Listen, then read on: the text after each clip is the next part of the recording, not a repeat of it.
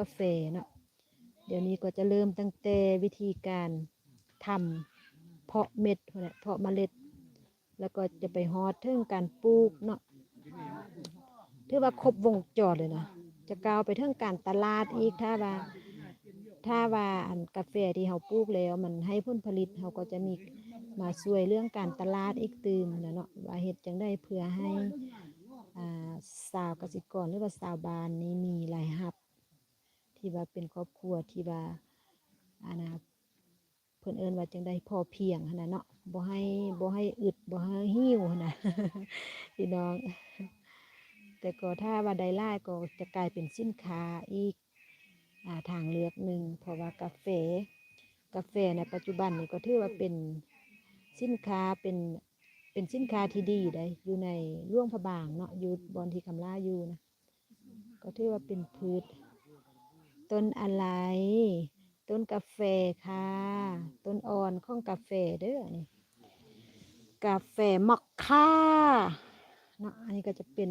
กาแฟเป็นต้นอ่อนของกาแฟเด้อต้นอ่อนของกาแฟนะคะคุณยังเนาะผ่อนทิพย์หรือว่าคำล่าอ่านบ่ได้ก็ขอโทษขออภัยเด้อทำขายเลยค่ะจะเป็นงานที่รัฐบาลทำรวมกันแล้วก็จะไปปลูกเนาะจะไปปลูกอยู่ที่แปลงของไผ่ของลาวนั่นแหละก็ทำเพื่อชาวบ้านเนาะเขาจะทำรวมกันแล้วก็เวลามันใหญ่แล้วก็ไปปลูกแต่ว่ากันถ้าเขาบ่ทำแบบนี้เขาก็จะได้ซื้อของผู้อื่นเนาะของคนอื่นก็จะราคาก็จะสูงราคาจะแพงนะถ้าเขาผ่าชาวบ้านส่งเสริมชาวบ้านเฮ็ดเองแบบนี้เราก็จะประหยัดต้นทุนไปตั้งเยอะเนาะเพราะว่าต้นกาแฟก็แพงเลยถ้าเขาจะเฮ็ด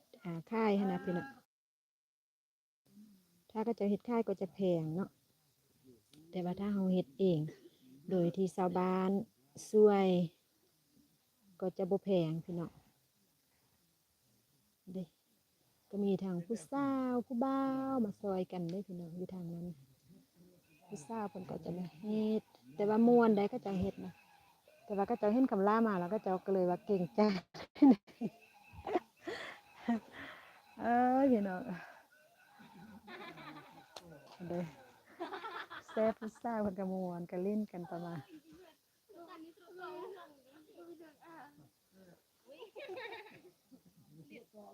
อันนี้ก็จะเป็นสาวบานอยู่ที่เด้พี่น้องทางผู้บ่าวผู้สาวเนาะผู้หนุ่มผู้น้อยซอยกันเสียผู้ได้เฮ็ดอันใดๆก็ซอยกันคนละไม้คนละมือเพิ่นว่าเด้ช่วยกันคนละไม้คนละมือเด้เพิ่นว่าเนาะเฮ็ดนี่ก็เฮ็ดได้ถ้ามีความสามัคคีฮักแพงกันช่วยกันพี่น้องเพิ่นว่ายังก็รวมด้วยช่วยกันนั่นเนาะเป็นงานชุมชนผู้ท่อนก็ท่อนไปผู้บงก็บงไปผู้หายเบาก็หายไปพี่น้องเนาะโอเค thank you เด้อคำลาขออนุญาตลงไลน์กันเนาะเพราะว่าสิได้ไปช่วยเวียกับเจ้าเด้พี่น้องช่วงพักเบรกก็เลยว่าอุ้ยมาขึ้นไลน์เพื่อว่าอันเปิดดวงตานิดนึงก่อนเพราะว่าบ่ได้ไลน์ไล่มือช่องบันแล้วนะที่คำลาบ่ได้ไลน์นะพี่น้องว่าไปบางบ้านมันก็บ่ค่อยมีสัญญาณเน็ตนะบางบ้านมันก็ไปแต่ว่าสิ่งสำคัญก็คือว่างานมันคำลาว่างบ่ประมาณนี้คันถ้าว่างแล้วก็สิมาไลน์ได้มีให้พี่น้องได้เบิ่งได้ชมเนาะขอบคุณมากๆเด้อขอบคุณพี่ๆเพื่อนๆทุกท่านทุกบ้านเด้อที่ให้เกียรติติดตามรับชมขอบคุณ2 ล้านดวงตากับ7 ล้านไลค์ในตอนนี้เนาะก็อนุญาตลงไลค์ก่อนเด้อพี่น้อง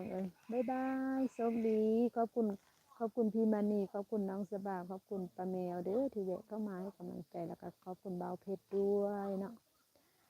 บ่าวเพชรขอบคุณพี่ปัทไทยด้วยที่แวะเข้ามาให้กำลังใจเด้อแล้วก็ขอบคุณคุณภาษาอังกฤษพี่ไลสบายดีพี่ไลคำล่ามาเฮ็ดงานเด้อพี่ไลมาเฮ็ดงานอยู่ที่เขตชุมชนเพื่อบานที่ว่าอยู่เขตบ่แม่นผักเด้อพี่ไลนี่จะเป็นเมล็ดกาแฟนะเป็นต้นกาแฟอ่อนเดี๋ยวได้